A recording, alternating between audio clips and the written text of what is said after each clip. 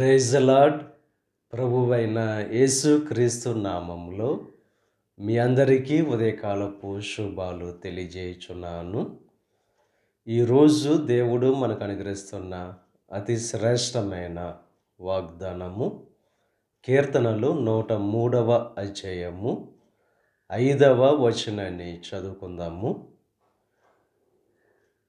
మేలుతో నీ హృదయమును తృప్తిపరచుచున్నాడు.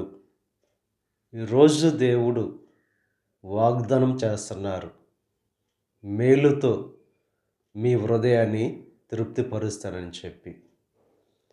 ఎప్పుడైతే దేవుడు చేసిన ఉపకారాలను మర్చిపోయే వారంగా కాకుండా ఆయన చేసిన మేలులను బట్టి సన్నుతించే వారముగా ఎప్పుడైతే మనం ఉంటామో, మేలులతో మన హృదయాన్ని తృప్తిపరిచేవాడుగా ఆయన ఉన్నాడు.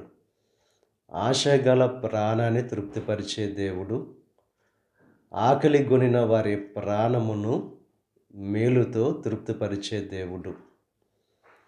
ఈ లోకములో ఉన్న మనుషులు కీడు చేత మన హృదయాన్ని గాయపరచవచ్చు, కానీ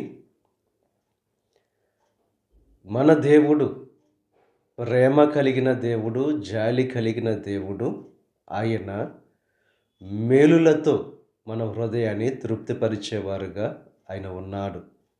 ఆయన మందిరములోని మేలు చేత తృప్తిపరిచే దేవుడు.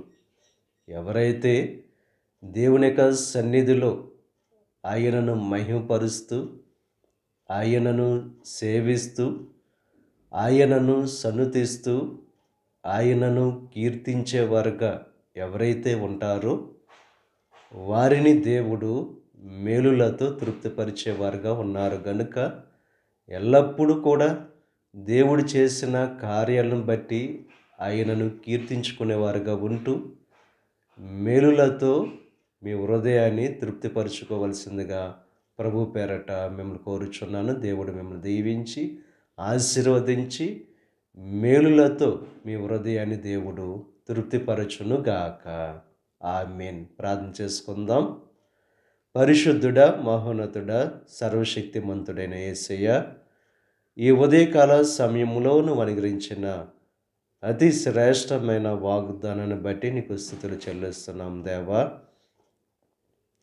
మేలులతో మా హృదయాన్ని తృప్తిపరిచే దేవుడవు. ఈరోజు ఈ ప్రార్థనలో ఏకీభవిస్తున్న ప్రతి ఒక్కరి హృదయాన్ని మేలులతో తృప్తిపరచండి దేవా. ఈరోజు తలపెట్టిన ప్రతి కార్యాన్ని సఫలం చేయండి. వారి రాకపోకల్లో నీకు సహాయం అనుగ్రహించండి. వారి బలహీనతల నుంచి విడుదల కలుగు చేయండి. వారు ఏదైతే ప్రయత్నం చేస్తున్నారో వారి ప్రయత్నాలన్నీ కూడా సఫలం చేయండి. ఈ దిన ఆశీర్వాదాలు ప్రతి ఒక్కరి మీద మెండుగా కురమరింపచేసి నీ దీవులతో నింపి నడిపించమని మా ప్రభువైన యేసు క్రీస్తు నామం పేరట వేడుకొనుచున్నాం తండ్రి. ఆమేన్. తండ్రి, కుమార, పరిశుద్ధాత్మ త్రియేక దేవుని యొక్క కృప సదాకాలం మనకు తోడైయుండి దేవుని యొక్క దీవుల్లో ఆశీర్వాదాలతో నింపి నడిపించునుగాక. ఆమేన్.